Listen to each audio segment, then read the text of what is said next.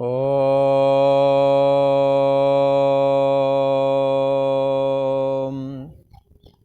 ओम गुरु ब्रह्मा गुरु विष्णु गुरुदेव महेश्वरा गुरु साक्षात् परम ब्रह्म तस्मै श्री गुरवे नमः।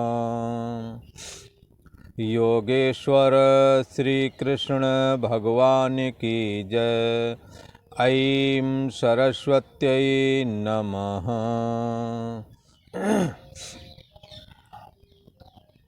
पूर्व का प्रसंग एक बार स्मरण करते हैं। भगवान श्री कृष्ण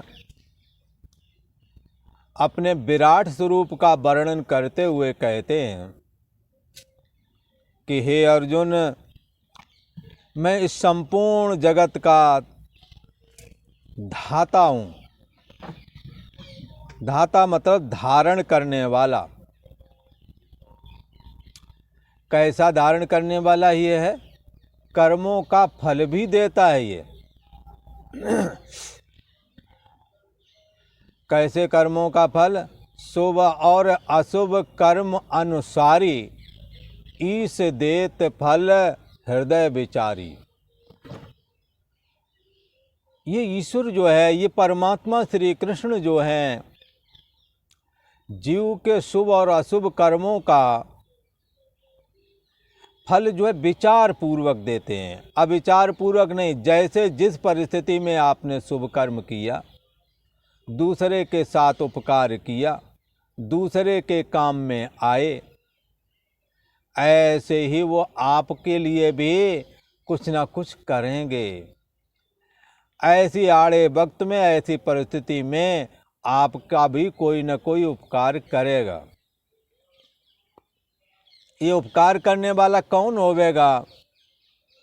जिन्होंने आपका उपकार किया है वो उपकार नहीं करेंगे, बल्कि उनसे उपकार ये हमारा करें, हमारे ऊपर भी कुछ एहसान करें, ऐसी इच्छा हृदय से निकाल देनी चाहिए। सच्चा कर्म योगी, सच्चा भगवान का भक्त कभी किसी के प्रति कोई अपेक्षा बुद्धि नहीं रखता है। आप अच्छे कर्मों को करें। ये सारा जगत हरि का रूप है। भगवान श्री कृष्ण कहते हैं, पिता हमस्य जगतो माता धाता पिता महा वेद्यम पवित्र मोंकार ऋक्षाम यजुरेव चा। मैं संपूर्ण जगत का धाता हूँ, धारण करने वाला हूँ और कर्मों का फल प्रदाता हूँ। आपने क्या करना है? ये जग हरि का रूप है। ऐसा समझ करके बदले की अथवा अपेक्षा बुद्धि का त्याग करके और अपने कर्तव्य कर्मों को करें। आपका क्या कर्तव्य बनता है उसको आप बखूबी निभाएं।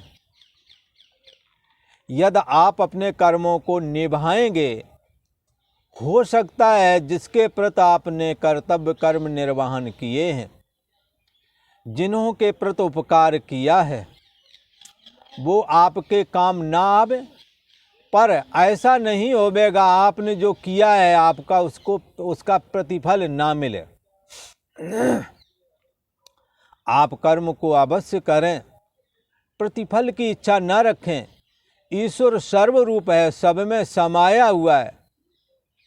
आपने जो किया है वो जान गया है। वो तो यहाँ तक जानता है, चींटी के पग घूंघर बाजे सोहू साहिब सुनता है। चींटी इस जमीन पर चलती है, उसके भी पैर की धमक वो महसूस कर लेता है। आपके कर्म को क्या महसूस नहीं करेगा? जरूर करेगा। इसलिए हमने जो भी कर्म करना है, कर्म करें दूसरों के प्रति, भगवत अर्पण कर दें। हृदय न कछु फल अनुसंधाना। हाँ, रामचरितमानस में आता है, भूप विवेकी परम सुजाना। ऐसा राजा हुआ था जो हृदय में किसी फलाकांक्षा से प्रेरित होकर के कर्म नहीं करता था, ऐसा उसे विवेक था। हमें और आपको भी वैसा ही करना चाहिए। हम भी जो भी कर्म करें बदले की इच्छा न रख के भगवत अर्पण कर दें। कृष्णार्पण मस्तु हो, भगवान श्री कृष्ण को अर्पण कर दें। भगवान श्री कृष्ण को अर्पण किया हुआ अनंत गुना अधिक होकर के मिलता है, ऐसा कहते हैं। तो ये अनंत गुना किसी ने का क्यों मिलता होगा? तो अनंत गुना इसलिए मिलता है कि परमात्मा श्री कृष्ण अनंत हैं। भगवान श्री कृष्ण ने हम लोगों के ऊपर कृपा करके गीता में अनेकों जगह ये बात कही है, ब्रह्मण्याधाय कर्माणि संगम त्यक्त्वा करोति या लिप्यते नसा पापेन पद्म पत्र मिमाम वसा। आप परमात्मा को जो भी कर्म करते हैं परमात्मा को अर्पण होकर के करें।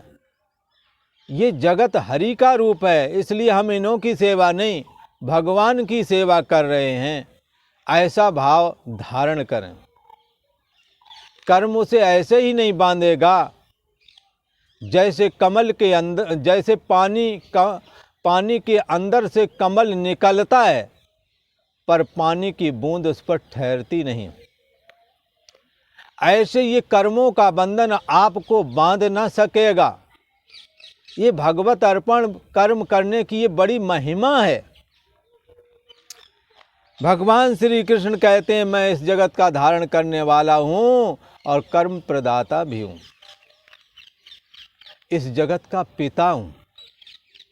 आप तो केवल आपसे पूछा जाए तो आप तो ये कहेंगे मैं इन 2 बच्चों का पिता हूँ या 2 बच्चियों का पिता हूँ, पर आप ये हिम्मत नहीं जुटा पाओगे कि मैं सारे जगत का पिता हूँ। जगत में घोड़ा गधा कुत्ता सब कुछ है, स्त्री पुरुष सब हैं, पर भगवान श्री कृष्ण कहते हैं मैं सारे जगत का पिता हूँ। और माता, ये देखो आप पिता बनेंगे तो माता नहीं बनेंगे। भगवान श्री कृष्ण कहते हैं मैं इस जगत का पिता भी हूँ माता भी हूँ। बंधुओं, जब आदि सृष्टि प्रकट हुई थी, ब्रह्मा जी ने जब आदि सृष्टि का सृजन किया था तो उस समय में कोई माता नहीं थी, केवल पिता ही भर थे। संकल्प से जो सृष्टि सप्त ऋषि हैं, दक्ष हैं, नारद हैं, इन्हों की जो उत्पत्ति हुई है बगैर माता के हुई है। संकल्प से सृष्टि की है ब्रह्मा जी ने। मैथुनी सृष्टि जब प्रारंभ हुई तो पिता और माता 2 हो गए सृष्टि के उत्पत्ति करता, वरना शुरुआती दौरान में एक पिता ही था, वही माता का दायित्व निर्वहन करता था, वही पिता का। भगवान श्री कृष्ण कहते हैं मैं इस जगत का पिता मैं हूँ, पिता का भी पिता मैं ही हूँ, सबका पिता मैं। भगवान श्री कृष्ण कहते हैं इस जगत में अगर कुछ रहस्य जानना है तो ओम, ये जो वेदों का मूल जो है, वेदों का जो मूल बताया गया है वो ओम बताया गया। ये जानने योग्य है, इसे जानना चाहिए। ओंकारे वेदम सर्वम, ओंकार ये संपूर्ण जगत बना हुआ है। कैसे बना हुआ है इस बात को हमने समझना चाहिए। ये ओंकार कोई दूसरा नहीं, भगवान श्री कृष्ण कहते हैं मैं ही ओंकार हूँ। मूल प्रकृति को स्वीकार करके जब मेरा अहम होता है पर लोगों को नहीं दिखता है, उस समय मैं सगुण निराकार होता हूँ और उस समय जब सगुण निराकार होता हूँ तब उस समय मेरा नाम ओम होता है। ये जो ओम है इसी से बाद में रजोगुण, सतोगुण और तमोगुण प्रकट हुआ और ब्रह्मा विष्णु रुद्र आदि प्रकट हुए। तो ये ओंकार स्वयं भगवान श्री कृष्ण बने हुए हैं। और चारों वेद भी, वेद में जो 3 वेद प्रमुख हैं, ऋग यजु साम, और बाकी अथर्वण है चौथा। तो ये ये 3 प्रकार की ऋचाएं, 3 प्रकार का प्रमुख तौर पर जो वेद है 4 प्रकार का है, पर 3 प्रकार की ऋचाएं होने से ऋक साम यजु करके बोल देते हैं चारों को लिए। खैर, ये चारों वेद भगवान कहते मैं बना हुआ हूं। ऐसे भगवान श्री कृष्ण की अपार महिमा है। महात्मा लोग तो इनको जगत का सनातन बीज मान करके, अविनाशी मान करके, सब में व्यापक जान करके अनन्य भाव से भगवान का आराधन करते हैं और भगवान का स्मरण करते हुए कैवल्य निर्वाण को प्राप्त हो जाते हैं। यदि उन्हें लोक में जाने की इच्छा है तो भगवान के बैकुंठ धाम की भी उन्हें प्राप्ति हो जाती है। पर कामना वाले कामना से प्रेरित होकर के जब करते हैं तो स्वर्ग जाते हैं, छीणे पुणे मर्तलोके विशंति, मृत्युलोक में आ जाते हैं। उनका जन्मना, फिर शुभ कर्म करना, फिर भोग के आना, फिर शुभ कर्म करना, ये सिलसिला चलता रहता है। उनके जीवन में जब कभी संतों का मिलन होता है, जब कभी भागवत जैसे महापुराण का श्रवण प्राप्त होता है, तब उनके जीवन में भी बदलाव आता है और वो भी भगवान के निष्काम भक्ति में लग जाते हैं। और भगवान श्री कृष्ण ने एक वचन दिया है, जो निष्काम भाव से जाए न चाही कबहू कछु, प्रभुसन सहज सने। ऐसे जो भक्त हैं, निष्काम भक्त हैं, प्रेमी भक्त हैं, उनके लिए भगवान ने कहा उनके योग क्षेम को भी मैं ही वहन करता हूँ। जो प्राप्त नहीं है उसको प्राप्ति कराते हैं और जो पहले से प्राप्त है उसकी सुरक्षा भी भगवान करते हैं, ऐसा कहा। पर कई लोग क्या है कि मैं इस सृष्टि का आदि हूँ ऐसा जानते नहीं हैं, कहीं ना कहीं लिहाजा अन्य देवी देवताओं के आराधन में लगे रहते हैं। तो भगवान श्री कृष्ण कहते हैं यद्यपि वो अन्य देवी देवताओं में लगे तो हैं, पर वो अन्य देवी देवताओं का मूल कारण मैं ही हूँ और हमने ही उन्हें वरदान आशीर्वाद देने की क्षमता प्रदान कर रखी है। मैंने ही उन्हें अधिकार दिए हैं। अन्य देवी देवताओं की उपासना जो करते हैं वो उनके द्वारा, हमारे द्वारा निश्चित किया हुआ जितना अधिकार है उसका ही वो प्रयोग करके आपको आशीर्वाद अथवा वरदान दे देते हैं। तो इस तरह से भगवान श्री कृष्ण जगत की मूल बताए। भगवान श्री कृष्ण कहते हैं इन देवी देवताओं के रूप में मैं ही हूँ, किसी को भी नमस्कार करो। सारी सृष्टि भगवान से उदय हुई है, इसलिए देवी देवता भी उनसे ही प्रकट हुए, पर वो प्रथम हुए हैं, हम लोग बाद में हुए। कहते हैं उनको प्रणाम करने वाला, उनकी पूजा करने वाला एक अर्थ में मेरी ही पूजा कर रहा है, क्योंकि मैं ही सर्वरूप जो हूँ। भगवान श्री कृष्ण कहते हैं देवताओं की पूजा करने वाले देवताओं के पास चले जाएंगे, पितर पूजोगे पितर लोक में चले जाओगे। और कई लोग तो भूतों की पूजा करते हैं, वो मरने के बाद भूत ही बन जाते हैं, भूतों को प्राप्त होते हैं। साफ लिखा है इसमें, भूतान यान्ति भूतेज्या, भूतों का यजन करने वाले भूतों को प्राप्त हो जाते हैं।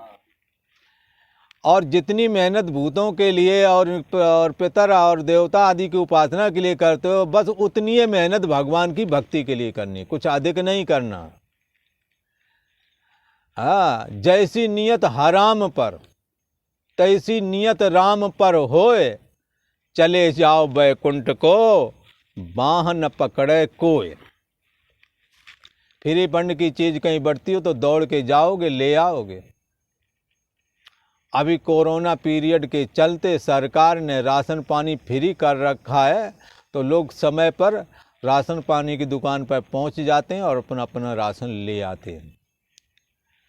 कई बार यदि फ्री ना हो, पैसे देने पड़ने, तो लगेगा आज नहीं कल को जाएंगे, फिर कभी जाएंगे, ऐसा करके टालेंगे भी। पर फ्री का वाला राशन जो मिल रहा है उसको समय पर जा कर के लोग ले आते हैं, और अच्छी बात भी है, अपना राशन लेना चाहिए। खैर, तो जैसी नियत हराम पर, जैसी हराम पर नियत है, ऐसी तैसी नियत राम पर होए, चले जाओ बैकुंठ को बाह न पकड़े कोई। इतनी मेहनत करना है और इतना ही प्रेम करना है। काम नार प्यार जिम, लोभी प्रिय दाम।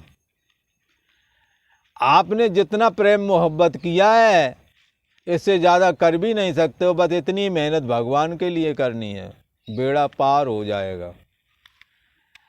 और पर भगवान की भक्ति निष्काम है, काम नहीं होता। जहाँ राम तहाँ काम नहीं।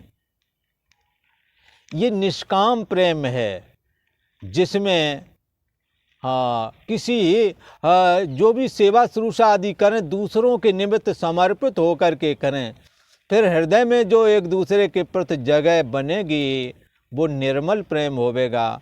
उस प्रेम के द्वारा ईश्वर प्रसन्न होवेगा, भगवान श्री कृष्ण संतुष्ट होते हैं। और जब कालांतर में काफ़ी समय में ये निष्काम कर्मयोग का आचरण किया जाता है, तो उसी से भक्ति का प्रादुर्भाव होता है। तेकर फल सकल सुकृत फल, राम सनेव, परमात्मा का प्रेम प्रकट होना संपूर्ण कर्मों का फल है। इसलिए जिन्होंने कर्म किए, दायित्व निभाए हैं लोगों के प्रति, और उनके हृदय में प्रेम नहीं, समझो इन्होंने सही से अभी कर्मयोग का आचरण नहीं किया है। ऐसे ही लगे रहे, कुपित होकर के जलते हुए काम करना, कर तो रहे हो, खुशी से कर लो, प्रेम से कर लो, तो वही कर्मयोग बन जाएगा। भगवान श्री कृष्ण ने तो कहा, तुम जो भी कर्म करो हमें अर्पण कर दो, वो कर्म तुम्हारा कर्म नहीं रहेगा, कर्म योग बन जाएगा। और हमारे को प्रसन्न करने के लिए तो वो भगवान श्री कृष्ण कहते हैं, हे अर्जुन, कोई ज़्यादा खर्चे वर्चे की ज़रूरत नहीं है। सहज में ही हमारी भक्ति को करना चाहिए। बोले पत्ता चढ़ा दो, तुलसी का पत्ता चढ़ा दो, पुष्प चढ़ा दो, और कुछ नहीं तो जल चढ़ा दो, फल चढ़ा दो। भगवान कहते प्रेम पूर्वक इन चीज़ों को चढ़ाओगे, मैं उनको अवश्य स्वीकार करूँगा। और इसी प्रकार से आप अपने समस्त कर्मों को भी यदि मुझे अर्पण कर सके, तो मैं तुम्हें मुक्त कर दूंगा, ऐसा भी भगवान कहते हैं। और ये गीता का 9वां अध्याय है और 27वां श्लोक है, जिसमें भगवान श्री कृष्ण ने ये बात कही कि हमारे द्वारा समर्पित कर्म किस प्रकार से जीव को मुक्त कर देता है कर्म बंधन से, और ये जीव परमात्मा में कैसे लीन हो जाता है।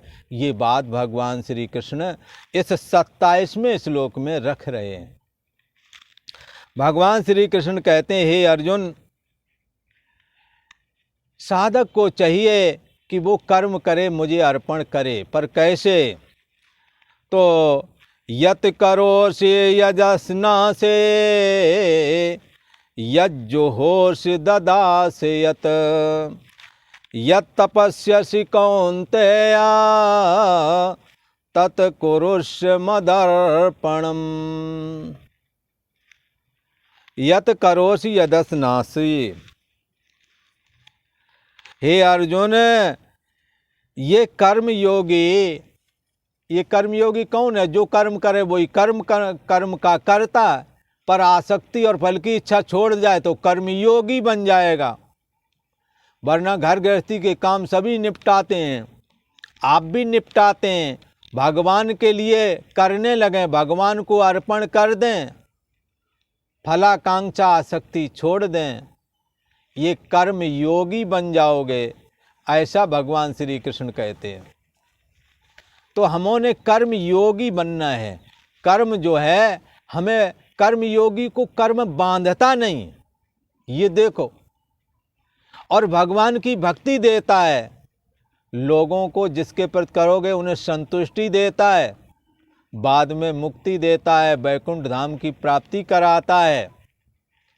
यही कर्म बांधता है और यही कर्म बंधन को तोड़ देता है। और भगवान के मुख से जो निकली हुई है, जो गीता का ज्ञान है, भगवान का जो ये ज्ञान है, ये ज्ञान थोड़ा ही कर्मयोगी सुनता है और मुक्त हो जाता है, ऐसी महिमा बताई गई है। भगवान श्री कृष्ण कहते हैं, अर्जुन यत करोसि, ये मनुष्य जो करता है, मुक्ति का बड़ा सहज उपाय बता रहे हैं। भगवान में लीन होने का बड़ा सहज उपाय भगवान ने बताया है। हे अर्जुन यत करोसि, हाँ, ये साधक जो कुछ करता है वो कर्म मुझे अर्पण कर दे, निषिद्ध करे नहीं, अच्छे कर्म जो भी करता है मुझको अर्पण कर दे। और यत असनासी, जो खाता है मुझे निवेदन भोजन करें, जो भोजन करता है, श्री कृष्णार्पण मस्तु हो, तुदीयम वस्तु गोविंद तुभ्यमेव समर्पित। जो खाता है भगवान को अर्पण कर देता है।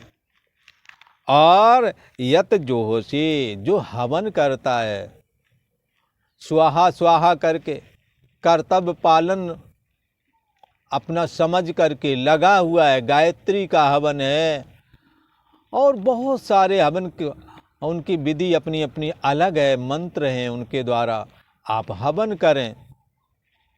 तो जो हवन करता है, पहले अग्निहोत्र की परंपरा बंधुओं थी, हर घर में अग्निहोत्र होता था, भगवान की संतुष्टि के लिए हवन किया जाता था। इसलिए उस समय ये परंपरा घर में थी, इसलिए भगवान कहते जो तुम हवन करते हो वो हवन मुझको अर्पण करो, श्री कृष्णार्पण मस्तु हो। इदम न मम, इदम गायत्री के करने वाले कहते इदम गायत्री इदम न मम, ये आहुति गायत्री माता के लिए है, ये मेरी नहीं, गायत्री माता की, मेरे लिए नहीं, गायत्री माता की। ऐसे ही जो भी हवन करना है मुझे अर्पण करो। यद ददासी, जो तुम दान देते हो, इस दान के द्वारा परमात्मा श्री कृष्ण संतुष्ट होवेंगे, ऐसा समझ के करो। क्योंकि जो लेने वाला है उसमें भगवान श्री कृष्ण ही हैं, उसमें परमात्मा नारायण है, उसमें राम है, उसमें शिव है। आपका जो उपासक है वही है उसमें, जिसको आप कुछ भी दे रहे हैं। इसलिए हे अर्जुन, साधक को चाहिए वो जो भी देता है वो दान भी, हाँ, ये दान कर्मणः श्री कृष्णार्पण मस्तु हो, ऐसा समझ बोलना चाहिए। इसलिए यहाँ हरिद्वार में भी भोजन भंडारे करने आते हैं, और करने के बाद जो गुरु परंपरा से जुड़े हुए हैं, संतों से जुड़े हुए हैं, हाँ, एकदम कर्म श्री कृष्णार्पण मस्तु हो, ये जो हमने कर्म किया है ये सब भगवान श्री कृष्ण को अर्पण करता हूँ, ऐसा बोलते हैं। यह तपस्या से, आप जो तपस्या करते हैं, आप बोलोगे महाराज हम कहाँ तपस्या करते, हम तो यहीं लगे रहते हैं घर गृहस्थी के जीवन में, हमें कहाँ छुट्टी है इतनी की तपस्या कर सकें। बंधुओं है, आप एक दिन का व्रत भगवान श्री कृष्ण के नाम से रखें, एकादशी रखें। एकादशी में आप चूँकि काम करना है, थोड़ा मोड़ा फलाहार या दूध ले लो और ऐसे ही रह जाओ भगवान के नाम से, और भगवान का नाम स्मरण पर करो। गीता का यदि कुछ नहीं हो सकता एक श्लोक ही पढ़ लो, भगवान का नाम स्मरण करते रहो, उस दिन कोई गलत काम मत करो। इतने मात्र से भगवान श्री कृष्ण प्रसन्न होते हैं। ये एक दिन का तप आपका हो जाएगा। आप ये जो तप करते हैं वो मुझे अर्पण करें, भगवान कहते हैं। यह तपस्या, जो तपस्या करते हो, तद मदर्पणम कुरुष्व, वह सब मेरे को अर्पण कर दो। यत करोसि यदस्नासि यत जोहोस ददास्यसि यत तपस्यसि कौन्तेय तत कुरुष्व मदर्पणम। जो भी आप कर्म करते हैं, हाँ, कर्म के लिए तो विधि बताई दी है। आसक्ति और फल की इच्छा का त्याग कर देना चाहिए और फिर कर्तव्य कर्म अपना करते रहना चाहिए। तो इससे क्या होवेगा, विषयों से वैराग होवेगा और संपूर्ण जो सत्कर्म किए हैं उन सत्कर्मों का फल भगवान के प्रति प्रेम होवेगा और उस प्रेम के द्वारा भक्ति का प्रादुर्भाव होवेगा। और भक्ति स्वतंत्र सकल गुण खानी, और भक्ति तो एक ऐसी ही वस्तु है जिसमें समस्त सद्गुणों का निवास है। भक्ति करत मुनि जतन प्रयासा, भक्ति करत नर बिन जतन प्रयासा संसृत मूल अविद्या नासा। भगवान की भक्ति करता हुआ ये मनुष्य संसार का मूल कारण, हाँ, अविद्या जो है जिसकी वजह से ये जीव भाव प्रकट हुआ है, उसका नाश हो जाता है। ऐसा कहा, ऐसी भगवान श्री कृष्ण की भक्ति में ऐसा पावर है। इसलिए हम लोग भी आज ऐसी प्रतिज्ञा लेते हैं, हाँ, सुबह अथवा शाम जब भी अवसर मिले हाँ, ये बोलना चाहिए भगवान के सम्मुख। भगवान ना हो तो गीता को सम्मुख रख लो, ये भगवान का वांग्मय विग्रह है। और हाथ जोड़ के प्रार्थना करो कि हे प्रभु, हमने जो भी हाँ शुभ कर्म किए हैं वो संपूर्ण कर्म हाँ श्री कृष्णार्पण मस्तु हो। जो अशुभ कर्म बने हैं उनको हे प्रभु उन समस्त कर्मों को नष्ट कर देना, और आगे जो भी कर्म करें वो आसक्ति और फल की इच्छा से रहित होकर के करूं, निष्काम भाव से करूं। शरीर वाणी तथा मन से हमारे से निषिद्ध कर्म कभी भी ना हो। इंद्रियों समेत मैं अपने आप को आपके चरणों में समर्पित करता हूँ। ऐसा भगवान के प्रति प्रार्थना करनी चाहिए। ऐसी प्रार्थना करने से परमात्मा संतुष्ट होवेंगे और आपको शरण में ले लेंगे और कर्म बंधन काट देंगे, ऐसा कहा। हाँ, तो आज इतना ही। ओम शांति है शांति है शांति है।